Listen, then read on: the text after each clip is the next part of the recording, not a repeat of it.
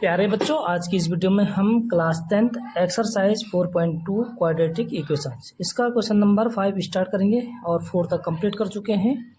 आप लोगों को लिंक जो है इसका डिस्क्रिप्शन बॉक्स में दिया गया, ठीक है। तो आप वहां से देख सकते हैं, प्लेलिस्ट में जाके भी देख सकते हैं। और वीडियो अच्छी लगेगी तो लाइक भी ज़रूर कर देना बच्चों, और अपने दोस्तों के साथ शेयर कर दीजिए। और कहीं पे भी कोई भी डाउट होता है तो कमेंट में अपने राय को ज़रूर रखें बच्चों, ठीक है। तो स्टार्ट करें question number 5। The altitude of a right triangle is 7 centimeters less than its base.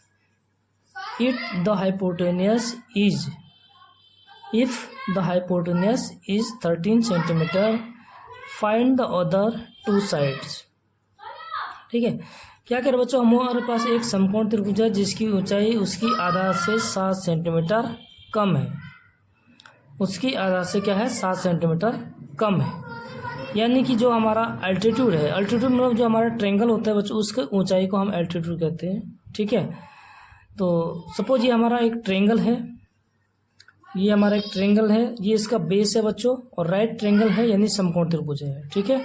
तो इसका हाइपोटेनस हमें दिया हुआ है 13 सेंटीमीटर, और जो हमारा इसका अल्टीट्यूड है वो क्या है बच्चों, बेस से 7 सेंटीमीटर कम है। यानी कि जो हमारा एल्टीट्यूड है वो बेस पे डिपेंड करता है, ठीक है। तो हम बेस को पुट लेट्स कर लेंगे तो उसका एल्टीट्यूड ऑटोमेटिक हम निकाल सकते हैं, ठीक है बच्चों।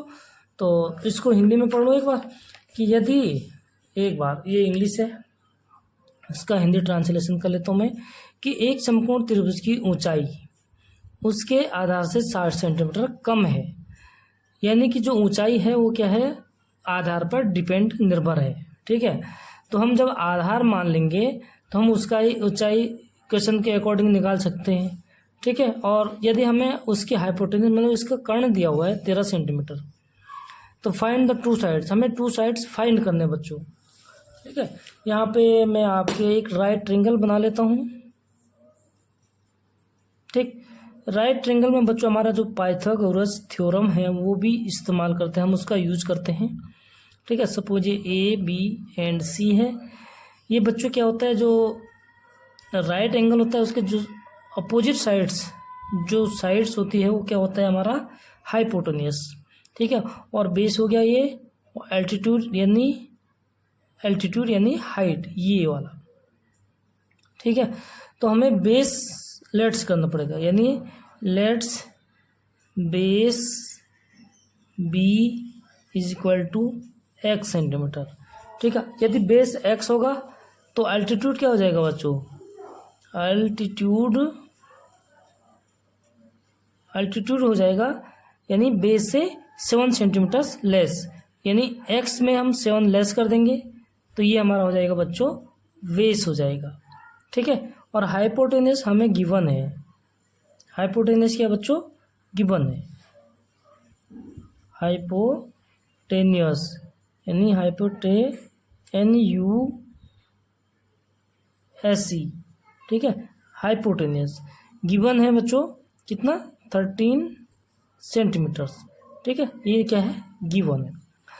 तो जब हमेशा एक बात ध्यान रखना बच्चों, जब हमारे पास राइट ट्रायंगल होता है तो उसमें हम पाइथागोरस थ्योरम को यूज करते हैं, ठीक है। तो हमारे पास बाय पाइथागोरस थ्योरम, ठीक है। बाय पाइथागोरस थ्योरम क्या होता है बच्चों, कि हाइपोटेनस का स्क्वायर क्या क्या होता है, बेस का स्क्वायर, ठीक है, और प्लस एल्टीट्यूड का स्क्वायर, ठीक। ये हमारा क्या होता है, पाइथागोरस थ्योरम होते हैं। तो इसमें हम बच्चों क्या करेंगे, बेस हमने लेट्स कर लिया और एल्टीट्यूड हमने उस पर डिपेंड है, उसके आधार पर हमने क्या कर दिया बच्चों, फाइंड कर लिया, ठीक है। तो हाइपोटेनस गिवन है और पाइथागोरस थ्योरम को यूज करेंगे बच्चों, यानी हाइपोटेनस का स्क्वायर यानी 13 का square is equal to base कितना है x का स्क्वायर प्लस एल्टीट्यूड कितना बच्चों, x माइनस 7, तो इसको कर देंगे x माइनस 7 का स्क्वायर, ठीक है। अब यहाँ पे देखिए ये एक हमारा होल स्क्वायर बन गया है, तो यहाँ पे हम क्या करेंगे बच्चों, होल स्क्वायर वाला फॉर्मूला को यूज करेंगे। क्या होता है ए माइनस बी का होल स्क्वायर, ए का square minus 2ab plus B का स्क्वायर। तो ये वाले फॉर्मूले में हम क्या करेंगे, मान पुट कर देते हैं। ठीक है, तो चलो left hand side right hand side दोनों इक्वल हैं, तो यहाँ पे पहले मैं इस वाले साइड को लिख देता हूँ, क्योंकि एक्स वाले टर्म्स को हम पहले लिखते हैं कभी भी हो। जो हमारी स्टैंडर्ड फॉर्म होती है बच्चों की, उसमें क्या होती है, एक्स स्क्वायर वाली पहले होती है, तो हम एक्स स्क्वायर वाले को टर्म्स को पहले लिख देते हैं। एक्स स्क्वायर प्लस ए स्क्वायर यानी एक्स का स्क्वायर प्लस बी स्क्वायर यानी 7 का स्क्वायर 49। ठीक है, मैं डायरेक्ट करूँ माइनस 2ab 2a 7x। ठीक है, यानी 14 और x इज इक्वल टू 13 का स्क्वायर होता है बच्चों 169। ठीक है, यही होता है 13 का स्क्वायर। कोई दिक्कत बच्चों नहीं होना चाहिए। अब देखिए हम एक्स स्क्वायर के टर्म्स को एक साथ कर लेते हैं, एक्स वाले टर्म्स को, फिर कांस्टेंट टर्म्स को। ठीक है, और जो हमारा राइट हैंड साइड रहेगा वहाँ क्या रहेगा बच्चों, 0। तो यहाँ 0 करने के लिए क्या करना, हमने इसको भी इस साइड ले आना है। ठीक है, तो क्या हो जाएगा बच्चों, इम्प्लाइज डेट एक्स स्क्वायर और एक्स स्क्वायर ये हो जाता 2x स्क्वायर, फिर आएगा एक्स वाले टर्म्स यानी माइनस 14x। ठीक है, और ये इधर आएगा बच्चों तो ये माइनस का हो जाएगा, यानी माइनस का 169 और प्लस का 49। तो बड़ी संख्या बड़ा नंबर यानी जो बड़ा नंबर है बच्चों वो क्या है, माइनस है, तो माइनस होगा। और बड़े से छोटे को क्या करते हैं, फिर सब्ट्रैक्ट कर देते हैं। 9 9 0 और 2 1 यानी 120।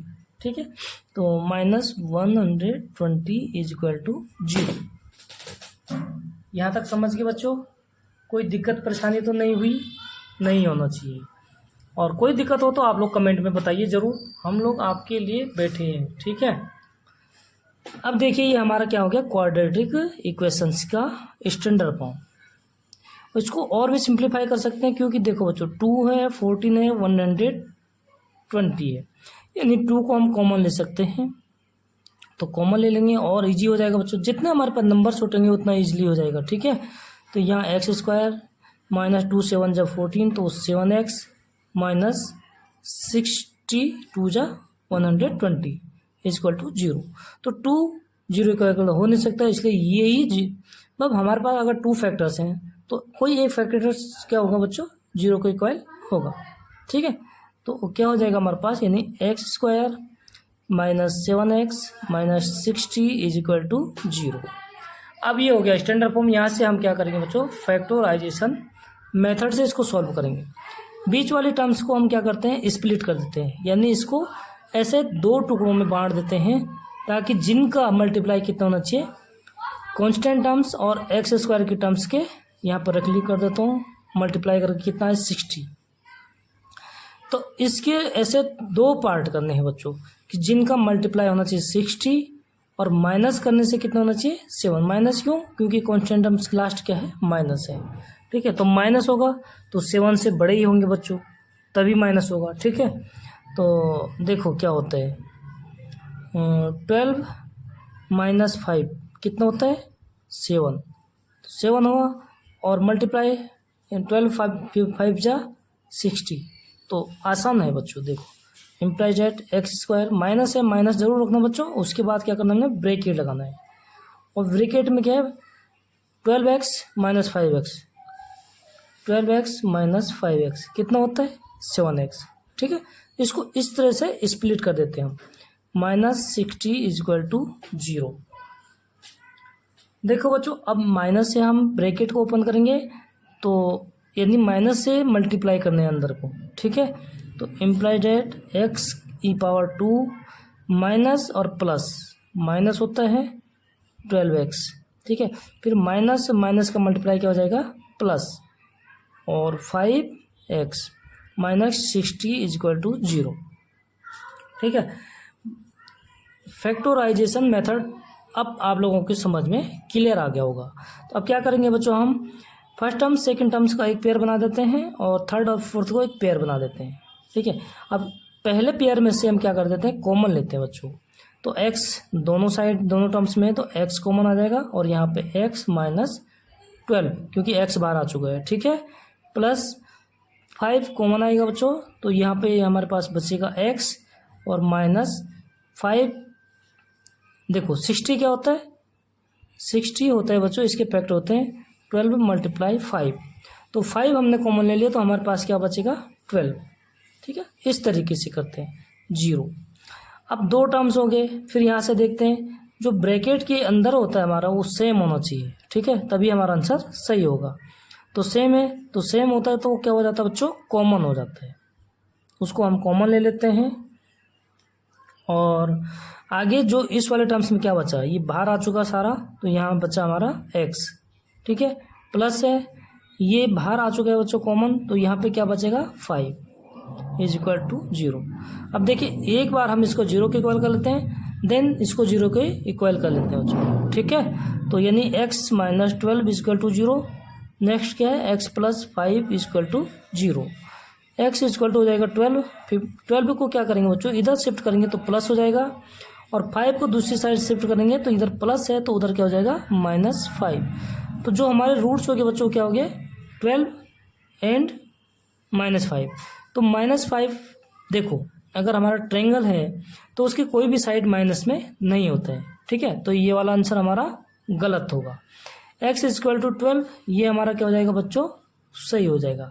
और x क्या था, हमने क्या लेट किया था, बेस, ठीक है, यानी बच्चों बेस कितना हो जाएगा, एक लाइन का आंसर हम और लिख देंगे। So therefore base is equal to x था, तो x की वैल्यू हो जाएगी 12।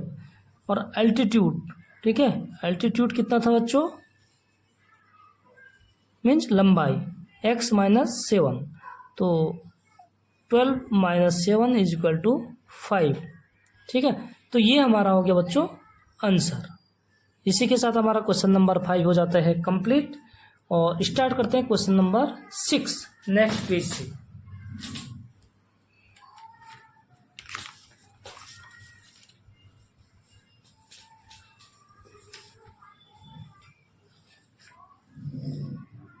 आइए यहाँ से करते हैं question number 6 start,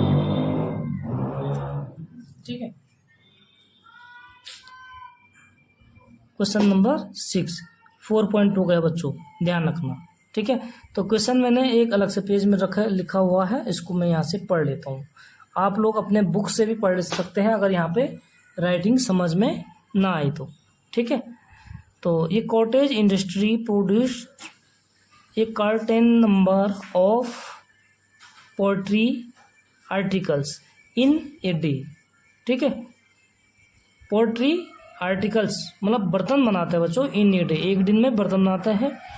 it was observe on ये पार्टिकुलर डे, ठीक है, कोई एक विशेष दिन है, डेट, जो कि the cost of productions of each article, ठीक है, मतलब ईच आर्टिकल मतलब प्रत्येक जो बर्तन है उनका जो कॉस्ट है, ठीक है बच्चों, वाज 3 मोर देन ट्वाइस, ठीक है, 3 था मोर, क्या मोर था, 3 मोर था। मैं आपको अभी हिंदी में समझाऊंगा इसको।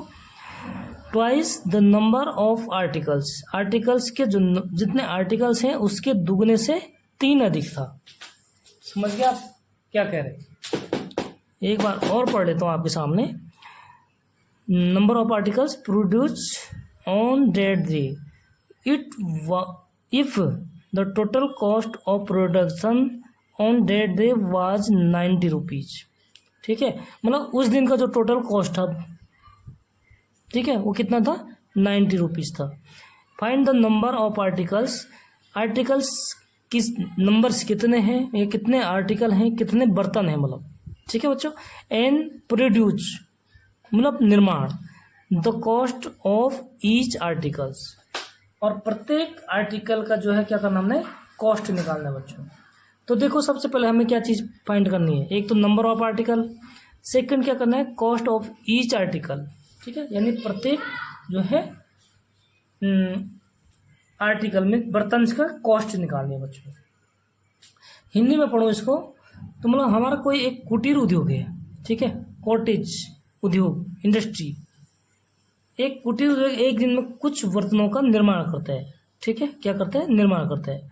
प्रोड्यूस मतलब निर्माण करते हैं, ठीक है। कर्टेन मतलब बर्तन, नंबर ऑफ पोर्ट आर्टिकल्स, ठीक है, इन यदि एक बर्तनों का निर्माण करते हैं बच्चों। और एक विशेष दिन, पार्टिकुलर डेज मतलब विशेष दिन ये देखा गया कि प्रत्येक नग की निर्माण लागत उस दिन के निर्माण किए गए बर्तनों की संख्या के दुगने से 3 अधिक है, ठीक है।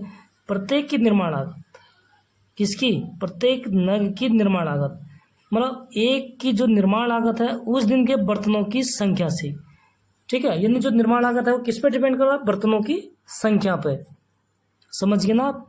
नंबर ऑफ आर्टिकल्स, देखो क्या कह रहा, it was observe on a particular day, एक विशेष दिन है, that the cost of production of each article मतलब प्रत्येक बर्तन की जो कॉस्ट है बच्चों वो क्या है, उस दिन निर्माण की गई, ऑन डेट डे, ठीक है। प्रोड्यूस मतलब निर्माण किए गए, उस दिन निर्माण किए गए बर्तनों के दुगने से 3 अधिक है, ठीक है। तो हमने क्या कर निकालना है, नंबर ऑफ आर्टिकल, तो उसकी अकॉर्डिंग क्या हो जाएगा बच्चों, हमारा जो ईच आर्टिकल की कॉस्ट होगी वो हम निकाल सकते हैं, ठीक है। समझ गए आप क्या कहना चाहते हैं। तो यहाँ पे आप लोग क्वेश्चन पढ़ लेना और मैं सॉल्यूशन कर देता हूँ बच्चों स्टार्ट। समझ में नहीं आएगा तो कमेंट में पूछ लेना है, आप लोगों के लिए हम दिन रात मेहनत करते हैं तो ज़रूर आपके लिए फिर वीडियो बना देंगे, ठीक है बच्चों। क्वेश्चन नंबर 6, हमें क्या करना बच्चों, क्योंकि जो निर्माण किए गए बर्तन हैं, आर्टिकल्स हैं, ठीक है, वो किस पे डिपेंड करता है, कॉस्ट ऑफ आर्टिकल जो है निर्माण किए गए बर्तनों की संख्या पर। तो हम क्या करेंगे, निर्माण किए गए बर्तन मतलब number of articles, let number of articles x, ठीक है। और हमें दूसरी चीज़ क्या फाइंड करनी है, कॉस्ट ईच आर्टिकल्स की। तो then cost of one articles लिखे या ईच प्रति, ठीक है। तो बच्चों क्या हो जाएगा, then cost of one article, ये हमें फाइंड करना है। क्या है, इसके दुगने से, नंबर ऑफ आर्टिकल्स का दुगना, ट्वाइस, यानी twice 2x plus 3 more than 3 है क्वेश्चन में। ये हमारा हो गया नंबर ऑफ आर्टिकल्स x, तो cost of one article 2x plus 3, ये अकॉर्डिंग टू क्वेश्चन के अकॉर्डिंग हमने क्या कर दिया, ये फाइंड कर लिया। अब इसकी वैल्यू फाइंड करनी है, ठीक है बच्चों। तो देखिए कॉस्ट ऑफ डेट डे, क्या करें, कॉस्ट ऑफ डेट डे, ठीक है। क्या कर रहा है बच्चों, कॉस्ट ऑफ डेट डे, उस दिन के निर्माण किए गए बर्तन, कितने बर्तन निर्माण किए थे, x, तो उनकी लागत कितनी है ये भी देखो। और आगे देखो बच्चों, मज़ेदार बात, इफ द टोटल कॉस्ट, जो टोटल कॉस्ट है बच्चों of productions on that day, ठीक है, मतलब उस दिन, किस दिन, जिस दिन ये बर्तन बनाए गए थे, ठीक है, जो विशेष दिन था, तो उस दिन जो टोटल कॉस्ट है बच्चों वो कितने हैं, 90 रुपीज़। तो टोटल यानी एक देखो, एक बर्तन की कॉस्ट, वन आर्टिकल की कॉस्ट ये है, टोटल आर्टिकल x है, तो टोटल कॉस्ट कितना हो जाएगा बच्चों, समझे आप मेरी बात, नहीं समझे, cost of that day, cost और टोटल कॉस्ट भी लिख सकते हैं इसको, total cost of that day, जो हमारा पार्टिकुलर डे था, ठीक है, यानी टोटल आर्टिकल्स, ठीक है, एक आर्टिकल्स की कीमत हमारी इतनी है और x आर्टिकल्स की कीमत कितना हो जाएगा, x मल्टीप्लाई ये।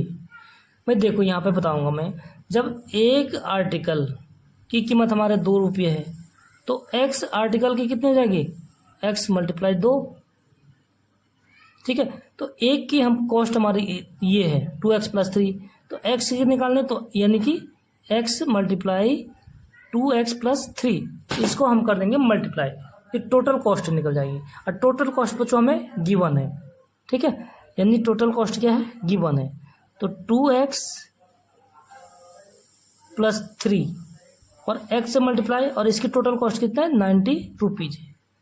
ये अकॉर्डिंग टू क्वेश्चन, ठीक है, अकॉर्डिंग टू क्वेश्चन। यहाँ तक समझ में आ गया आपके, नहीं आया? देखो ये क्या है, then cost of one article, एक आर्टिकल की कॉस्ट हमें ये है, ये क्वेश्चन के अकॉर्डिंग है, ठीक है, क्वेश्चन में गिवन है। तो जब हमने एक आर्टिकल की इतनी है, टोटल आर्टिकल कितने बनाए, x बनाए, तो टोटल की कॉस्ट कितनी हो जाएगी भाई, x को इससे मल्टीप्लाई कर देंगे, ठीक है, ये टोटल की क्या हो जाएगी, कॉस्ट हो जाएगी। और जो कि टोटल की कॉस्ट हमें गिवन है 90 रुपीज़, ठीक है, यानी तो ये किसके इक्वल हो जाएगा, 90 के इक्वल हो जाएगा। अब बस यहीं तक दिक्कत थी, इसके बाद हम आराम से इसको इजीली सॉल्व कर सकते हैं। सबसे पहले इसको सिंप्लीफाई कर देंगे बच्चों, यानी स्टैंडर्ड फॉर्म में, ठीक है, x से मल्टीप्लाई करेंगे तो 2x² प्लस 3x, और 90 को इधर ले आएंगे बच्चों, -90 हो जाएगा क्योंकि प्लस था, और इज इक्वल टू 0। ये हो गया हमारा standard form, ax² plus bx plus c, ठीक है, तो माइनस है तो यहाँ माइनस वैल्यू हो जाएगी c की, समझ गए बच्चों। अब यहाँ से क्या करते हैं, हम बीच वाले टर्म्स को स्प्लिट कर लेते हैं, यानी ऐसे दो टुकड़ों में बांट देते हैं इसको कि जिनका मल्टीप्लाई इसके मल्टीप्लाई, यानी x² का कोएफिशिएंट 2 और कांस्टेंट टर्म्स 90, कितना हो गया 180, ठीक है, जिनका मल्टीप्लाई 180 हो और माइनस करके 3 आई, कितना 3 आ जाए, माइनस करके 3 आना चाहिए। तो अब मेरे को तो बच्चों आता है, जैसे मेरे को डायरेक्ट आ जाएगा, क्योंकि 15 - 12 कितना होता है, 3 होता है, और हमें यही चाहिए माइनस करने से, क्योंकि ये माइनस है, ठीक है, समझ गए आप, कहाँ माइनस करना कहाँ प्लस करना बच्चों।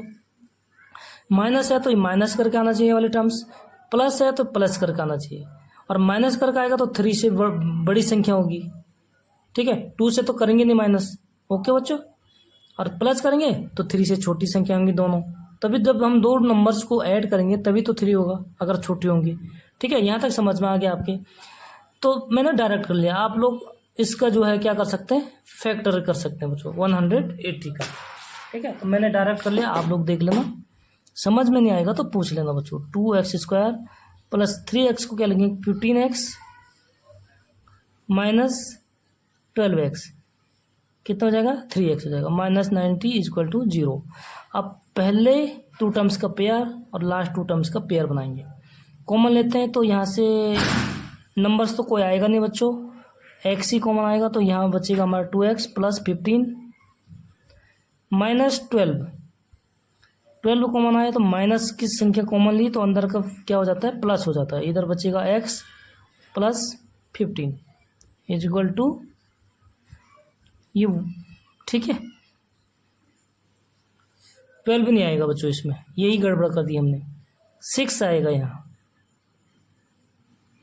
ध्यान रखना, बस यहीं पे गड़बड़ हो जाता है, ठीक है, आप लोग बड़े गौर से करना, ध्यान से करना, क्योंकि 12 से ये डिवाइड होगा नहीं, 6 से 6 2 जा 12, ठीक है, तो 2x प्लस 15 सेम होना चाहिए बच्चों दोनों के अंदर, ठीक है, इक्वल टू 0।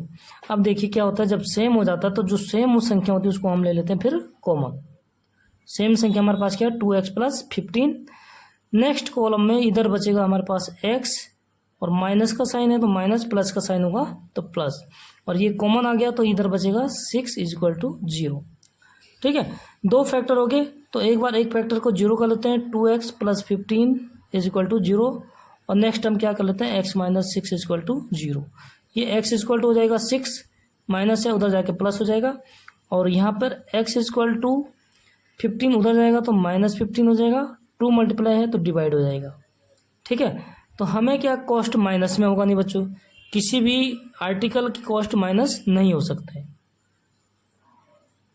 आर्टिकल की संख्या, क्योंकि नंबर ऑफ आर्टिकल क्या था, x था, तो ये क्या आ जाएगा, रॉन्ग, डेट इज आंसर, ठीक है, समझ में आ गया।